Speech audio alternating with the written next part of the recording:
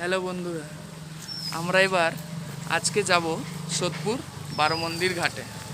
তো আপনাদের সবাইকে ঘুরিয়ে দেখাবো বারো মন্দির ঘাটটা কেমন, আর আপনারা আসলে কিভাবে আসবেন সেগুলোও বলবো এই ভিডিওতে থাকুন এবং পুরো ভিডিওটা অবশ্যই দেখুন।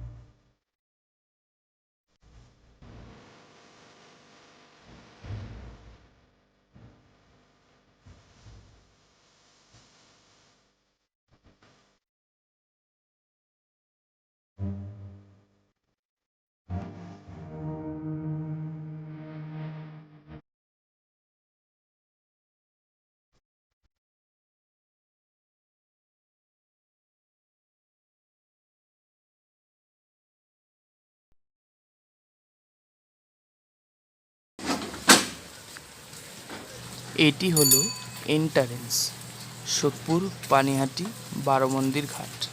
এখানে কিন্তু আপনারা শুধু ভিতরে সাইকেল নিয়ে কিংবা পায়ে হেঁটেই ঢুকতে পারবেন। বাইক কিংবা অন্য কোনো গাড়ি, চার চাকা, এগুলো কিন্তু আপনাদের গেটের বাইরেই রাখতে হবে।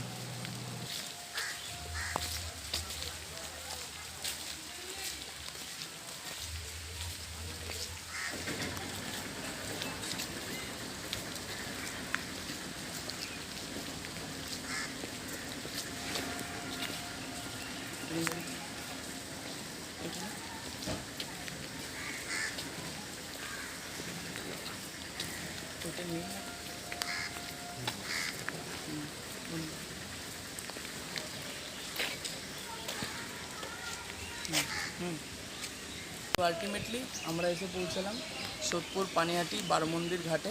চলুন তাহলে আপনাদের সবার সাথে আমরা ঘুরে দেখি সোদপুর পানিহাটি বারো মন্দির ঘাট।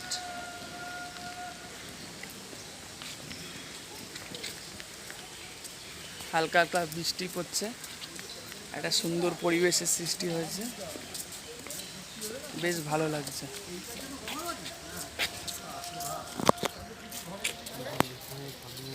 কেন বলে তার বিশেষত্বটা হচ্ছে এখানে 12টা মন্দির।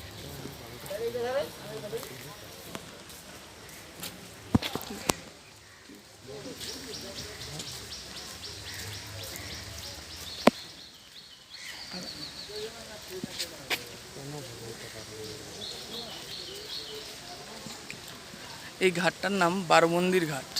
এটাকে বারো মন্দির ঘাট কেন বলে? এখানে 12টা মন্দির আছে শিব ঠাকুরের, সেই জন্য এই ঘাটটার নাম বারো মন্দির ঘাট। তো আপনাদের এই 12টা মন্দিরই আমরা আজকে ঘুরিয়ে দেখাবো যে বারো মন্দির ঘাট, সোদপুর পানিহাটির বারো মন্দির ঘাটটা কেমন। তো চলুন দেখানো যাক। তো যেমন বন্ধুরা দেখতে পাচ্ছেন, এই দিকে আছে শিব ঠাকুরের 6টি মন্দির এবং এর একদম উল্টো দিকে আছে আবার এই 6টি মন্দির। তো চলুন ঘুরে দেখা যাক এই 6 6 12টা মন্দির, বারো মন্দির ঘাট। আপনারা দেখে বুঝতেই পারছেন এপাশের 6টি মন্দিরের ভগ্নপ্রায় দশা। দেখে বোঝাই যাচ্ছে অনেক দিন এর পরিচর্যা করা হয় না।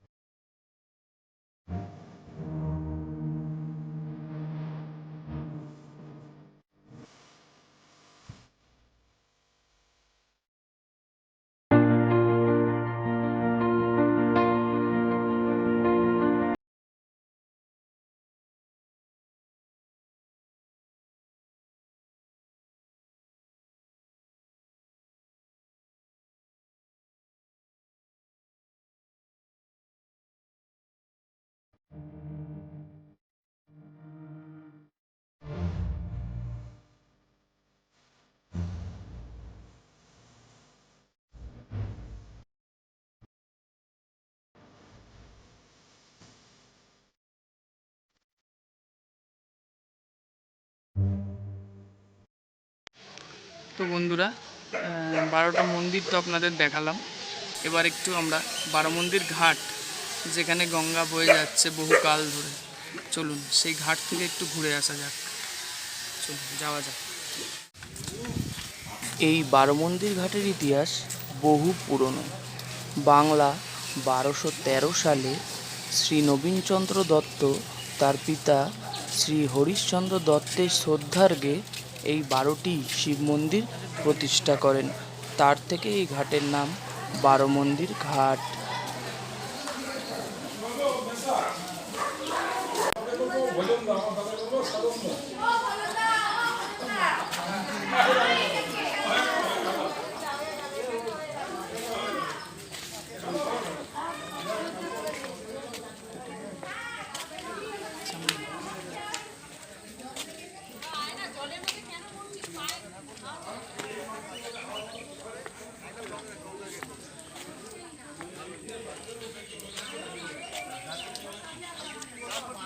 আপনারা আসলে একটু দেখে শুনে এই ঘাটে আসবেন। ঘাট কিন্তু একটু ভাঙা আছে। চলুন বাকিটা দেখা যাক। একটা সুন্দর পরিবেশের মধ্যে আজকে কিন্তু আমরা আপনাদের সাথে ঘুরছি সোদপুর পানিহাটি 12 মন্দির ঘাট।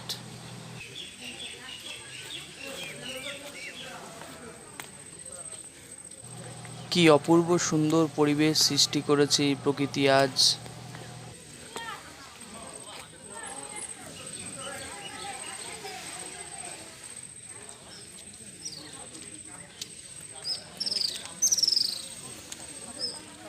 এই ঘাটের ঠিক ওপারেই কোন্নগর ফেরিঘাট।